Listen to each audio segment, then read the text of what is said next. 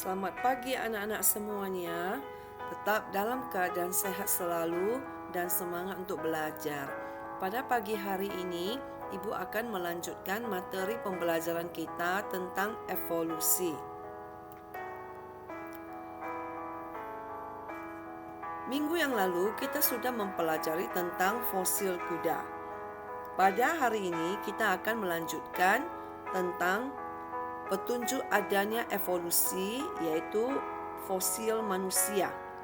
Jadi, sejarah penemuan fosil cikal bakal manusia atau dikenal dengan evolusi hominid. Ini ditemukan di Afrika. Hominid awal termasuk genus Australopithecus yang diperkirakan muncul 3,8 juta tahun yang lalu. Sejarah penemuan fosil hominid adalah sebagai berikut. Yang pertama adalah Australopithecus afarensis. Ini ditemukan di Ethiopia, yaitu di Afrika pada tahun 1974 oleh Donald Johansson dan Tim White, yang merupakan hominid berukuran kecil. Ciri-cirinya adalah sebagai berikut. Tinggi badan kira-kira 1,5 meter. Tulang tengkorak seperti kera. Dan volume otak 450-500 cc. Gigi masih primitif dan mempunyai 2 taring yang panjang. Jadi Australopithecus afarensis ini diduga belum dapat berbicara, belum dapat membuat peralatan, juga belum menggunakan api.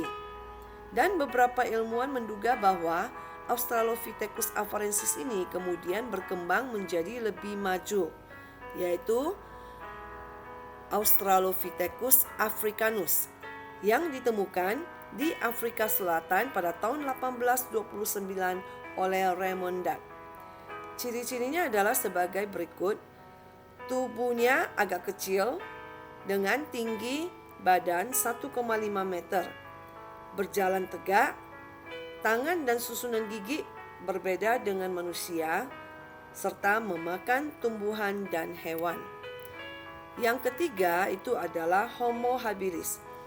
Fosil ini ditemukan di sejumlah daerah Afrika dan diperkirakan muncul 1,9 juta tahun yang lalu dan bertahan lebih dari setengah juta tahun.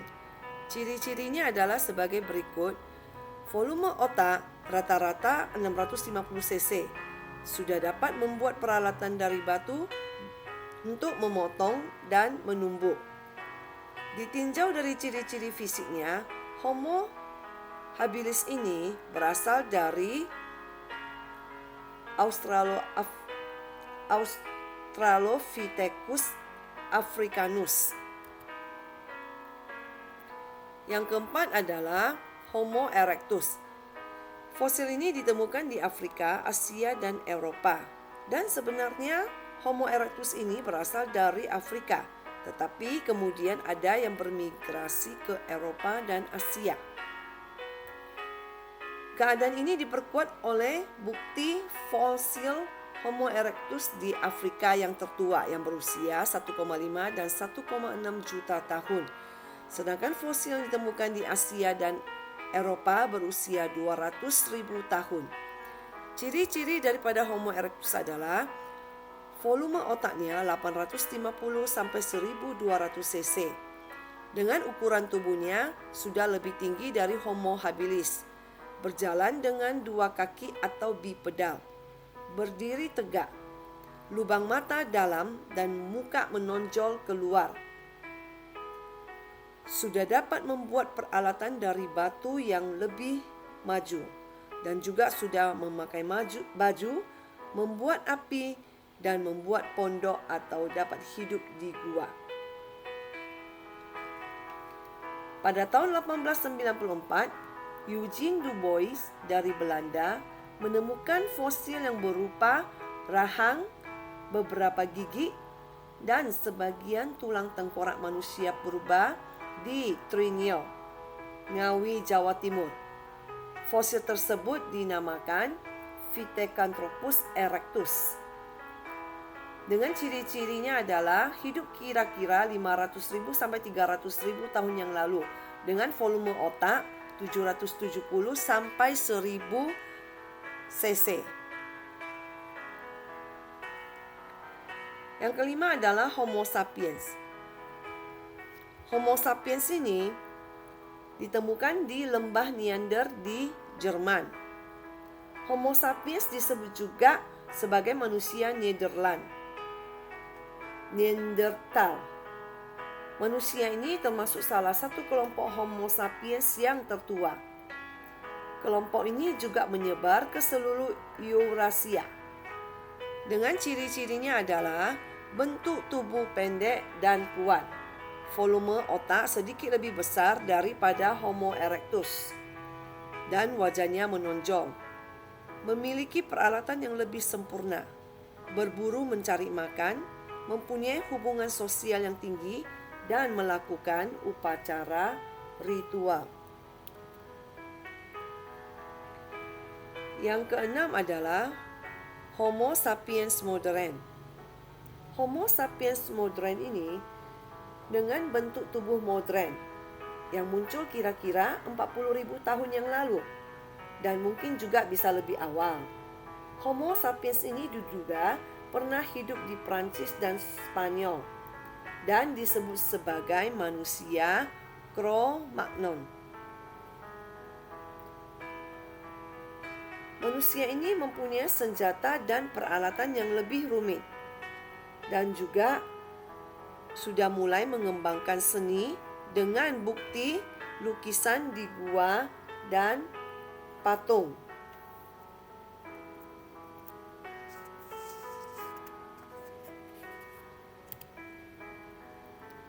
Petunjuk adanya evolusi yang kedua adalah perbandingan anatomi. Jadi bisa kalian perhatikan hewan-hewan terbang yang ada di sekitarmu, misalnya kupu-kupu, kelelawar, dan burung. Ketiga hewan tersebut tentunya mempunyai sayap karena bisa terbang. Akan tetapi secara anatomi, sayap kupu-kupu berbeda dengan sayap burung dan kelelawar. Sayap burung dan kelelawar memiliki tulang-tulang yang mirip dengan kaki depan kambing, tetapi tidak demikian dengan sayap kupu-kupu. Nah, oleh karena fungsinya yang sama, yaitu untuk terbang, maka sayap kupu-kupu itu dikatakan sebagai analog. Jadi analog itu merujuk pada fungsi yang sama. Misalnya sayap kupu-kupu dengan sayap burung yang berfungsi untuk terbang. Nah, sedangkan sayap burung dan kelelawar yang secara anatomi mirip dengan kaki depan kambing yang dikatakan secara homolog. Jadi homolog itu merujuk pada bentuk dasar atau anatomi yang sama. Misalnya sayap burung dengan kaki depan kambing.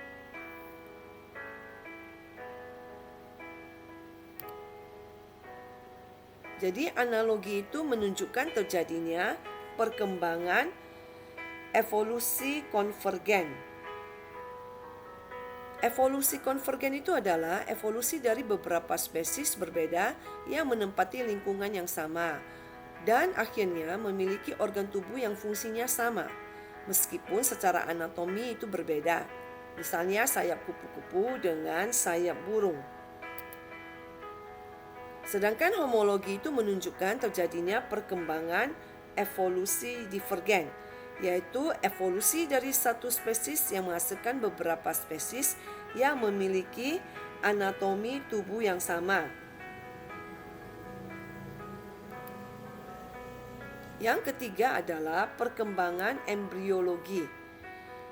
Dilihat dari perkembangan embrionya, ikan, reptil, burung, mamalia, dan manusia pada awalnya memiliki kesamaan, di mana mula-mula sperma dan ovum itu bersatu membentuk sebuah sel zigot.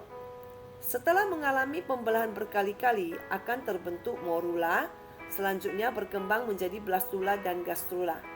Setelah itu terjadi diferensiasi membentuk organ-organ tubuh sesuai dengan jenis hewannya masing-masing.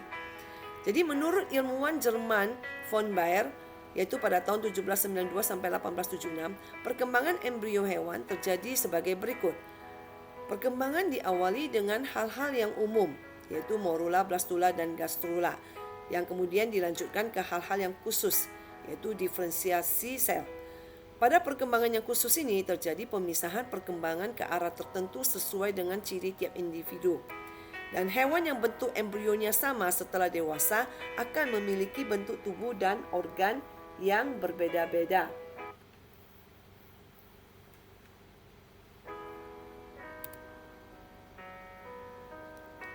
Jadi perkembangan embrio dari zigot menuju dewasa itu disebut dengan istilah ontogeni. Sedangkan perkembangan dari filum tingkat rendah menuju filum ke tingkat tinggi secara evolusi itu disebut dengan filogeni. Jadi secara ontogeni, hewan itu berasal dari satu sel, blastula, gastrula, dan seterusnya. Dan secara filogeni, hewan berkembang dari sel satu, koloni, cacing, pisces, amfibi, dan seterusnya. Jadi ternyata perkembangan ontogeni mirip dengan filogeni, yaitu dari satu sel menuju ke banyak sel hingga terbentuk individu. Nah, oleh karena itu, Ernest Haeckel yang pada tahun 1834 sampai 1919 mengemukakan bahwa ontogeni itu merupakan pengulangan secara cepat dari filogeni. Dan teori ini dikenal sebagai dengan teori rekapitulasi atau ulangan atau hukum biogenetik. Yang keempat adalah alat tubuh yang tersisa. Organ atau alat tubuh yang tidak digunakan semakin lama akan semakin menyusut atau disebut mengalami reduksi. Akan tetapi beberapa sisa organ tersebut terkadang masih dapat ditemukan. Sisa-sisa organ tubuh itu terkadang terdapat pada waktu embrio dan setelah dewasa menghilang. Namun ada pula yang masih tersisa hingga hewan itu dewasa. Contohnya, burung memiliki kaki bersisik yang diduga sisa dari golongan reptil. Ular piton terdapat sisa kaki yang mengecil. Burung kiwi memiliki struktur sayap. Manusia mempunyai appendix, tulang ekor, otot penggerak telinga, dan rambut dada. Ikan paus semestinya mempunyai rambut pada kulitnya karena tergolong mamalia. Akan tetapi, paus dewasa tidak mempunyai rambut. Berdasarkan penelitian, embrio paus mempunyai lapisan kulit yang mengandung rambut. Setelah dewasa, paus tidak berambut sebab rambut menghambat gerakan di air. Beberapa ikan, serangga, dan laba-laba yang hidup di dalam gua-gua yang gelap, matanya tereduksi atau bahkan tidak mempunyai mata sama sekali.